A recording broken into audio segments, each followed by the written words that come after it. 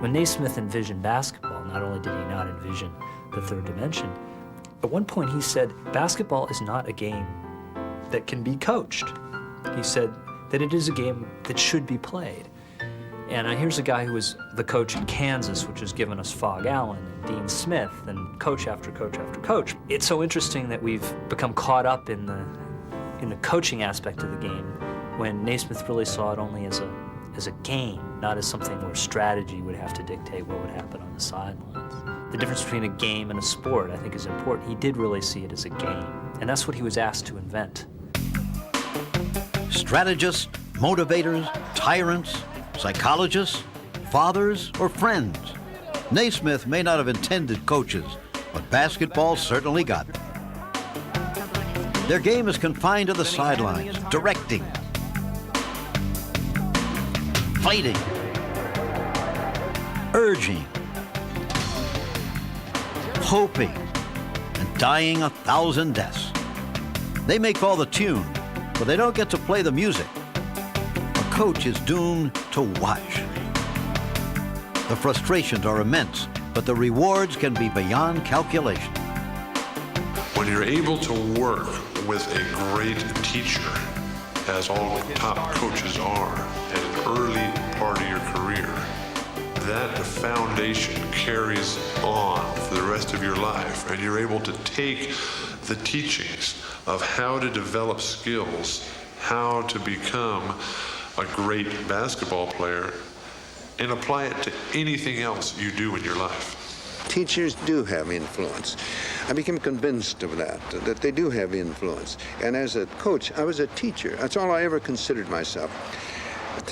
My last year of coaching, I loved practices. I loved to teach. You knew in your heart that your coach was not going to tell you something wrong on purpose.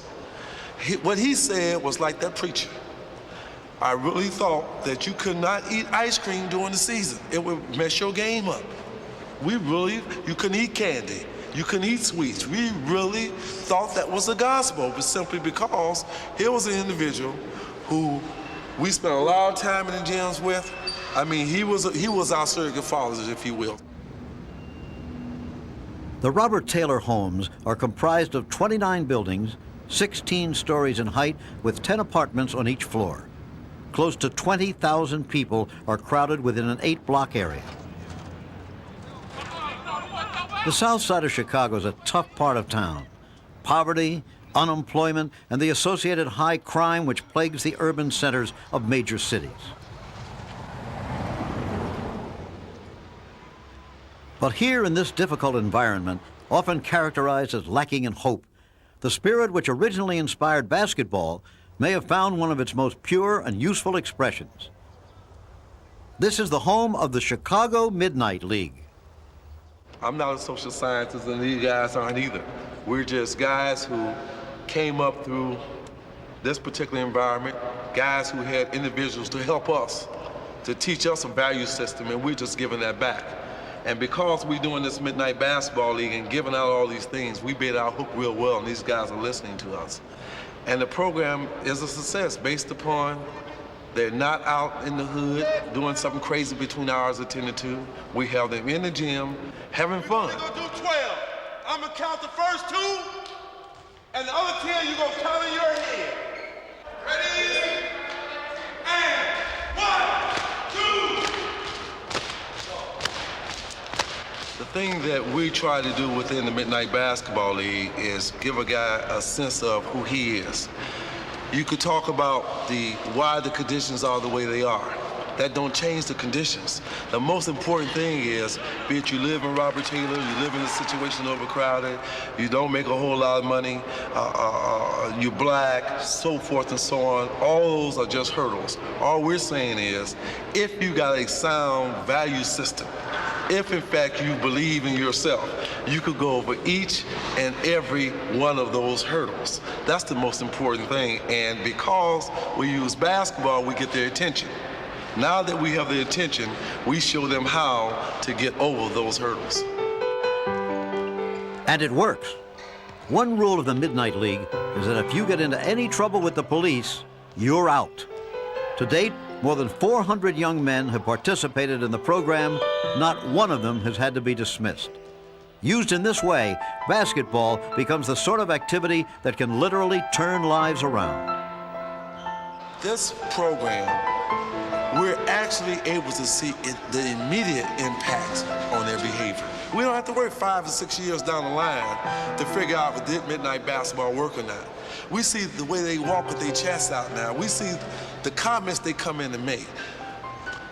We've had guys to tell us that I can make all the money in the world selling dope, selling cocaine, but I can never get the type of respect I get playing in the Midnight Basketball League and that type of thing. One guy put it, 160 guys, this is my game.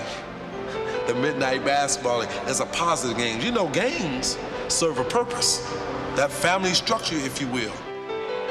I want to welcome everyone to the Midnight Basketball League. I don't care what you've heard about the program, good or bad, you be the judge. You be the judge. Lastly, you got 1, 2, 3, 4 fathers in here now. You got 4 fathers in here now. Believe me, if you got a problem, you need some help, you could go to Andre, you could go to Frank, you could go to Hank, and you could come to me.